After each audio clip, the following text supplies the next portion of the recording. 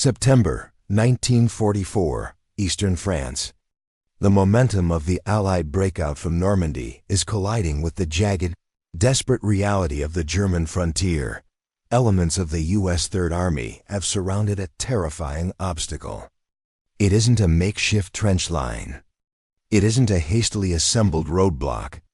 It is a fortress. A literal relic of previous centuries, upgraded for modern war. Thick stone walls, deep underground bunkers, and heavy artillery. Inside, 1,500 German troops are dug in. They are tired, they are trapped, but they are heavily armed. They are commanded by a German major who has drank the Kool-Aid of the Third Reich's propaganda. He is a man who believes that honor is found only in the absolute refusal to yield. General George S. Patton, a man known for his aggression, does something surprising. He hits the pause button. He sends an officer forward under a white flag. The message is simple, pragmatic, and merciful.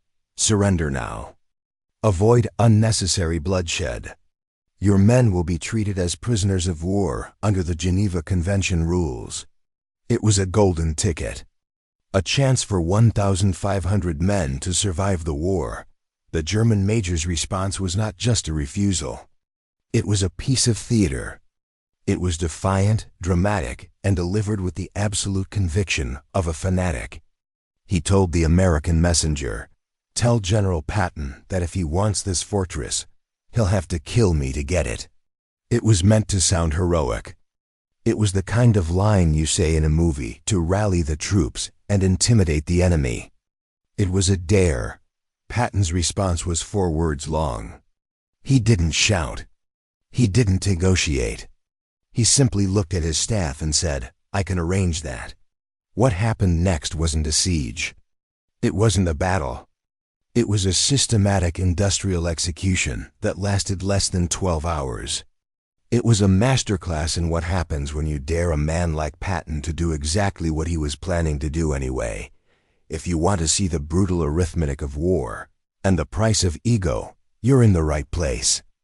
Hit that subscribe button, because we are going back to 1944, the context and the fortresses to understand why this specific engagement turned so violent so quickly.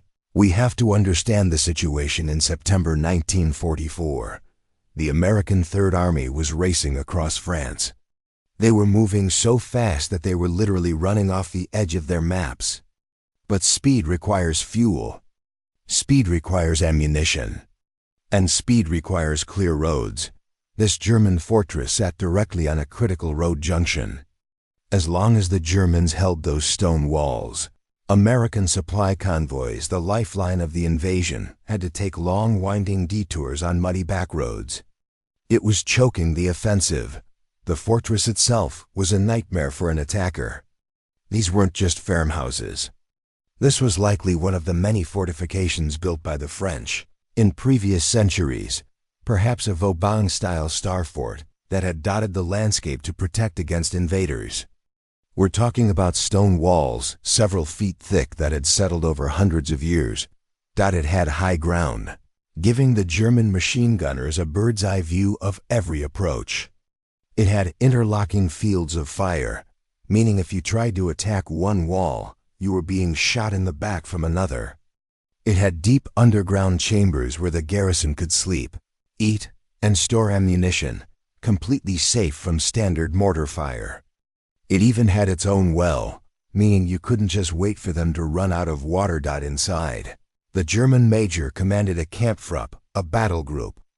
It was a mix of Wehrmacht infantry, hardened artillery crews, and a handful of straggling officers from units that had already been destroyed. On paper, taking this position by a frontal assault was suicide. A siege could last weeks, tying up American troops that were needed on the front lines. The smart play, historically, would be to leave a small force to watch them and just drive around. But Patton didn't like leaving enemies behind him. And he certainly didn't like his supply trucks burning extra gas. This obstacle had to go. The clash of Pichai-lo-Sopi. Battle is fascinating not because of the troop movements, but because of the psychology. It was a clash between two fundamentally different views of warfare. On one side, you have the German major. To him, war was a stage for Wagnerian heroism. He believed in the Endsieg, the final victory, or at least in a glorious Gettertmerung, a twilight of the gods where you go down fighting. His refusal to surrender wasn't tactical. It was emotional. He wanted to make a statement. He wanted to force the Americans to pay in blood for every inch of ground. He believed that by saying, "You have to kill me," he was setting the terms of the engagement. On the other side, you have George S. Patton. Patton is often remembered as a hothead, a warrior poet who loved the smell of battle. And while that's true, Patton was also a coldly efficient professional. His preference for surrender wasn't born out of softness. It was born out of math. A surrendered fortress costs 0 American lives. A surrendered fortress costs 0 ammunition. A surrendered fortress takes 0 time to clear. Patton offered the major a way out because it was the most efficient solution. Surrender. Go to a POW camp in America. Eat 3 square meals a day. Survive the war. When the major refused and made it personal by invoking his own death, Patton didn't see a hero. He saw a broken cog in the machine that needed to be removed. The major thought he was challenging Patton to a duel. Patton saw it as a work order. According to officers present when the messenger returned, Patton didn't fly into a rage. He didn't scream.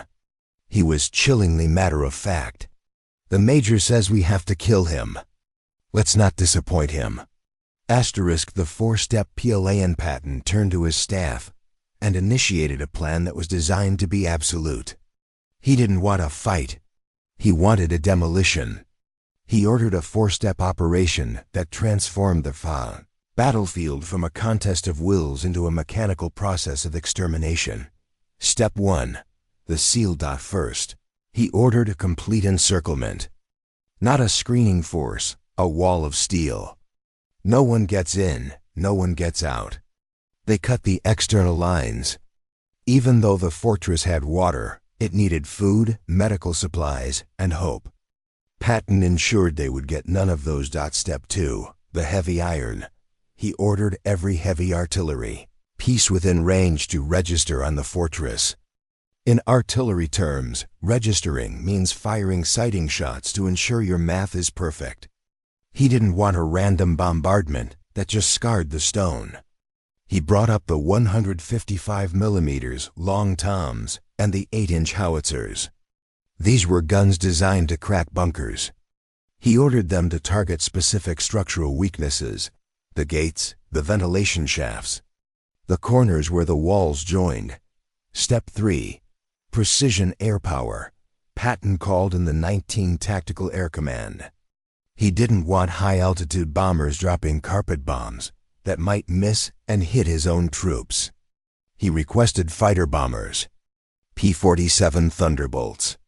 These planes were known as jugs because of their shape and durability. They could carry 500-pound bombs and drop them with sniper-like accuracy. Their targets were precise: the major's command post, the artillery pits, and the ammunition depots. Step 4. The voice of doom. This is the part that shows Patton's understanding of the human mind. He ordered loudspeakers, massive public address systems mounted on half-tracks, brought to the front lines. Why? Because he wasn't just going to kill them. He was going to tell them exactly how and when they were going to die. Asterisk the long Anij et Bajan. Being a German soldier inside that fortress on that September night. You are tired. You know the war is going badly. You know the Americans have endless supplies, and you have almost nothing. Suddenly, a voice booms out of the darkness. It's a German voice, amplified to an ear-splitting volume, echoing off the stone walls. The Americans weren't shouting insults. They were reading a schedule. Soldiers of the garrison, your commander has refused to surrender. He has chosen death for you. At 0600 hours, the artillery bombardment will begin. At 0800 hours, the airstrikes will destroy your command post. At 1000 hours, the assault will commence. You have until then to surrender. This was psychological warfare at its finest. It stripped away the unpredictability of combat. Usually, soldiers rely on the hope that maybe the enemy will miss, or maybe they won't attack today. Patton took that hope away. He gave them a timetable for their own destruction. For the fanatical major, this was infuriating. But for the 18-year-old conscript shivering in a stone corridor, it was terrifying. It gave them hours to think, hours to whisper to each other in the dark. Why are we dying here? The major wants to be a hero, but I just want to go home. The seeds of doubt were planted. And all night long, the Americans let them grow. Dawn, the artillery broke. The Germans checked their watches. 600 hours out boomed out, exactly on schedule. The horizon lit up. The American artillery didn't fire at random. They fired in coordinated barrages. This wasn't harassment fire. It was structural demolition. The 155mm shells slammed into the ancient masonry. Stone that had withstood centuries of weather was pulverized in minutes. The noise would have been indescribable. In the confined spaces of a stone fortress, the concussion of exploding shells is magnified. Dust filled the air, coating everything in a thick, choking gray powder. The German artillery crews tried to fight back. They rushed to their guns and opened fire on the American lines. But this was 1944, and the Americans had mastered counter-battery fire. Radar and spotters located the German flashes instantly. Within minutes of a German gun firing, a cluster of American shells landed directly on top of it. It was a brutal lesson. If you shoot, you die. German crews abandoned their guns. The resistance from the heavy weapons was silenced in less than an hour. Now the fortress was just a stone box waiting to be cracked open. The Erste the artillery stopped. The ringing in the defenders' ears hadn't even subsided when they heard the next sound on the schedule. The low, guttural roar of radial engines. The P-47 Thunderbolts arrived. They didn't have to worry about flak. The artillery had suppressed the anti-aircraft guns. They circled like hawks and began their dives. They weren't aiming for the walls. They were aiming for the infrastructure. Strike 1, the command post. The major's headquarters took 3 direct hits with 500-pound bombs. The roof collapsed. Communications lines were severed. In an instant, the brain of the defense was lobotomized. The major survived in the bunker below, but he could no longer effectively issue orders to his 1,500 men. Strike 2, the ammunition. A bomb found the main magazine. A secondary explosion rocked the entire hill, blowing doors off their hinges and sending a plume of fire into the sky. Strike 3, the main gate. A precise hit blasted the heavy iron and wood doors off their hinges, leaving a gaping, smoking hole. Through the smoke, the loudspeakers started up again. The command post is destroyed. The artillery is destroyed. You have one last chance. Come out with your hands up, or you will die. The Sekolah Levée, this is where the major's control disintegrated. Small groups of German soldiers, terrified by the accuracy of the American attacks and realizing their commander was insane, began to slip away. They crawled out of the breaches in the walls, waving white handkerchiefs. Walking toward the American lines, the major tried to stop the tide. He ordered his loyal SS or hardcore Wehrmacht officers to shoot deserters. He screamed about honor and traitors. A few men were gunned down by their own side. But shooting your own men is a desperate measure that only accelerates the collapse. The soldiers realized they were trapped between the American sledgehammer and their own commander's pistol. They chose the Americans. By mid-morning, the trickle of surrender became a stream. But the major? He was still deep in the rubble, clutching his weapon, waiting for the end he had requested. The execution, the ground assault began. But it wasn't the bloodbath the Major had hoped for. It was a mop-up operation. American infantry poured through the breaches. Sherman tanks rolled right up to the bunker slits, sticking their 75mm barrels directly into the openings. Combat engineers used satchel charges to blow open the remaining strong points. It was systematic. Room by room, tunnel by tunnel, the Americans moved with the loudspeakers following them, broadcasting surrender appeals in German right down the hallways. Come out, live, it's over. Finally, they reached the heart of the fortress.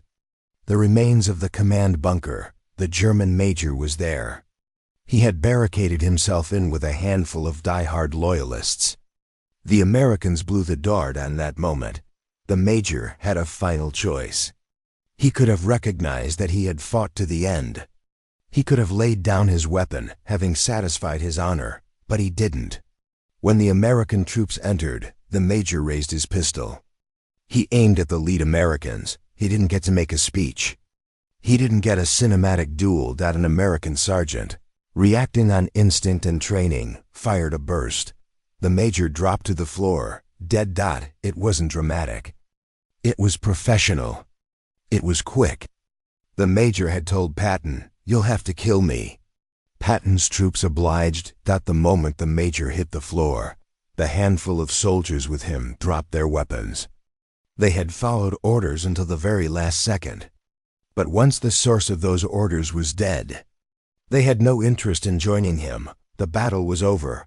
The aftermath and the ledger, the entire operation, from the first artillery shell to the final shot in the bunker, took less than 12 hours. The butcher's bill, the ledger of war tells the real story of why this happened. American casualties, 0 killed in action. A handful of wounded from sporadic fire. The operation was a perfect game in military terms. German casualties. The major was dead. About 200 of his men were killed, mostly buried under rubble during the bombardment or shot during the breach. Another 300 were wounded. The remaining 1,000 soldiers were captured. Think about that. 200 men died. 300 were maimed. All because one man wanted to prove a point. If the major had accepted the letter Patton sent that morning, all 1,500 men would have lived. They would have returned to their families in 1945. Instead, 200 families received a telegram stating their son had died for the fatherland. In a fortress that fell in half a day, Patton toured the fortress the next day. According to his aides, he showed no gloating. He wasn't celebrating. He walked through the ruins, stepped over the rubble, and checked on the prisoners. He saw American medics treating German wounded side by side with American soldiers. He nodded. This was his philosophy. Be a monster in combat, but be a human in victory. Destroy the enemy who resists. Treat the enemy who surrenders. He found the spot where the major had died. He didn't offer a eulogy.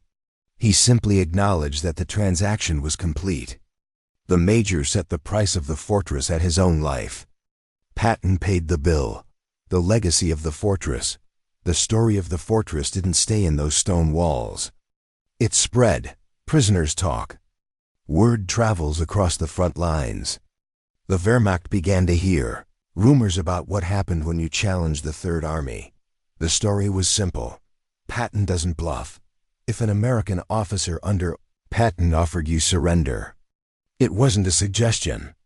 It was a statement of fact. Surrender, or we will erase you. German intelligence officers later noted that units facing Patton were more likely to surrender than those facing other Allied commanders. Why? Because of the predictable brutality. In war, uncertainty gives you hope. You think, maybe we can hold them off. Patton removed the uncertainty. You knew exactly what was coming. Some German officers admitted in interrogations later that they surrendered specifically because they had heard about the fortress. They knew that defying Patton wouldn't buy them time. It would just buy them a closed casket funeral. In a strange way, the Major's death actually saved lives. His sacrifice became a warning label for the rest of the German army. Do not play games with George S. Patton.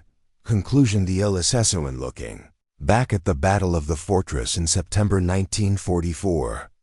We are left with a dark lesson on leadership and the power of words. The German Major believed he was the main character in a heroic epic. He thought his words, "You'll have to kill me," gave him power. He thought his defiance would force the Americans to respect him, to negotiate, or to hesitate. He was wrong.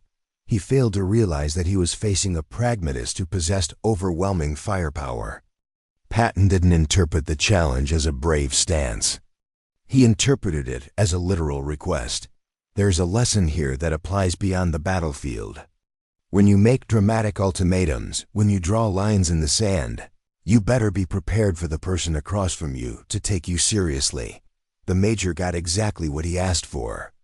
No more, no less. Patton proved that there's a cold, hard logic to warfare that doesn't care about your speeches or your honor. Was Patton right to kill him? Should he have tried harder to talk him down? Or was the Major's death entirely his own fault, a form of suicide by soldier? Patton's answer would be simple. He offered life. The Major chose death. Patton just arranged the logistics. What do you think? Was the Major a hero for his cause, or a fool who wasted 200 lives for his ego? Let me know in the comments below. If you enjoyed this deep dive into the brutal efficiency of General Patton, make sure to like and subscribe. We have more stories of history's most decisive moments coming your way. Until next time.